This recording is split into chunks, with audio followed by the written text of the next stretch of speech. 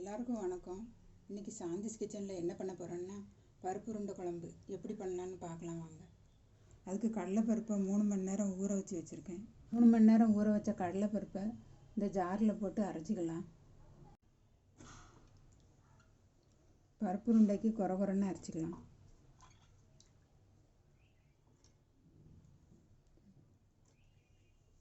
இதில் ஒரு பச்சை மிளகாய் உடைச்சி போட்டுக்கலாம். ஒரு சின்ன துண்டு இஞ்சி போட்டுக்கலாம். கொஞ்சம் கருவேப்பிலை, தேவையான அளவு உப்பு போட்டுக்கலாம். இதை குறன்னு அரைச்சிக்கலாம். பருப்பு இந்த அளவுக்கு சொரன்னு அரைச்சி வச்சுருக்கலாம். இதில் கொஞ்சம் வெங்காயம் போட்டுக்கிறேன். பருப்பு இந்த அளவுக்கு உருண்டை பிடிச்சி வச்சுருக்கேன். கடாயை வச்சு அதில் எண்ணெய் ஊற்றிருக்கேன்.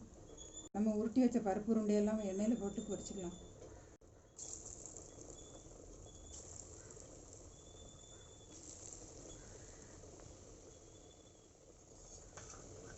பருப்பு உருண்டையெல்லாம் இந்த அளவுக்கு கோல்டன் ப்ரௌன் வந்தோடனே எடுத்துடலாம். லைட்டு கோல்டன் ப்ரௌன் வந்தால் போதும், ரொம்ப கருகிற மாதிரி வர வேண்டாம். பற்றி வச்சு கடாய் வச்சுக்கலாம். ஒரு 50 மில்லி நல்லெண்ணெய் ஊற்றிக்கிறேன். எண்ணெய் காஞ்சோடனே ஒரு ஸ்பூன் சோம்பு போட்டுக்கிறேன். கொஞ்சம் பட்டை, 2 கிராம்பு. சோம்பு பொரிஞ்சோடனே கொஞ்சம் கருவேப்பிலை போட்டுக்கிறேன். பெரிய வெங்காயம் கட் பண்ணி வச்சுருக்கேன், அதை போட்டுக்கிறேன்.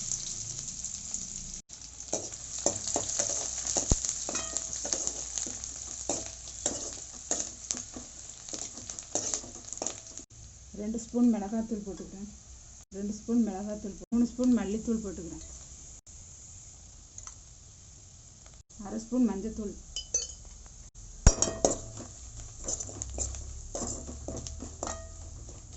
பெரிய உருளைக்கிழங்கு ஒன்று கட் பண்ணி வச்சுருக்கேன், அதை போட்டுக்கிறேன். உருளைக்கிழங்கு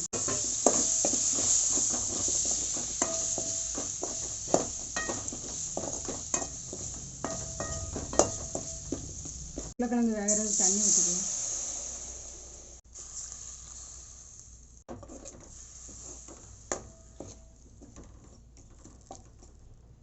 உருளைக்கிழங்கு வேகட்டும், கொஞ்சம் மூடி வச்சுக்கலாம். உருண்டை குழம்புக்கு நம்ம இப்போ மசாலா அரைச்சிக்கலாம். அதுக்கு ஒரு 10 சின்ன வெங்காயம் போட்டுக்கிறேன். 10 பல் பூண்டு, ஒரு தக்காளி கட் பண்ணி வச்சுருக்கேன், அதை போட்டுக்கிறேன். ஒரு சின்ன துண்டு இஞ்சி போட்டுக்கிறேன். இந்த 4 பொருளையும் இப்போ மையாக அரைச்சிக்கலாம்.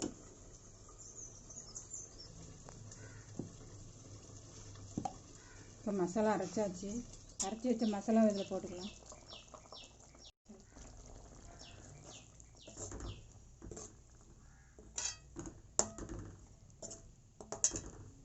தேங்காய் அரைச்சிக்கலாம். அதுக்கு 1/4 மூடி தேங்காவை பொடிசாக நறுக்கி வச்சுருக்கேன்.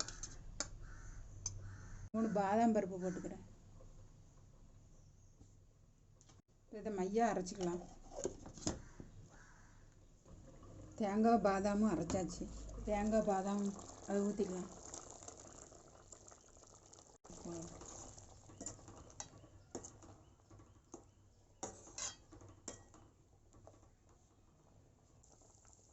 குழம்பு நல்லா கொதிச்சோடனே ஒரு ஸ்பூன் கறி மசாலா போட்டுக்கலாம்.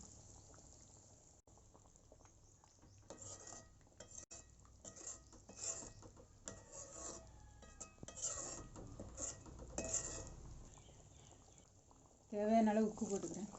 இப்போ எண்ணெயில் பொரிச்ச உருண்டையெல்லாம் ஒன்று ஒன்றா போட்டுக்கலாம்.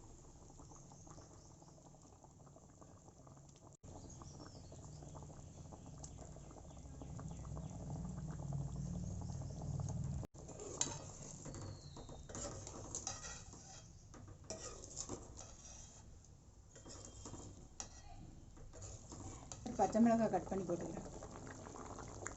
கடைசியாக மல்லி இலை தூவிக்கலாம்.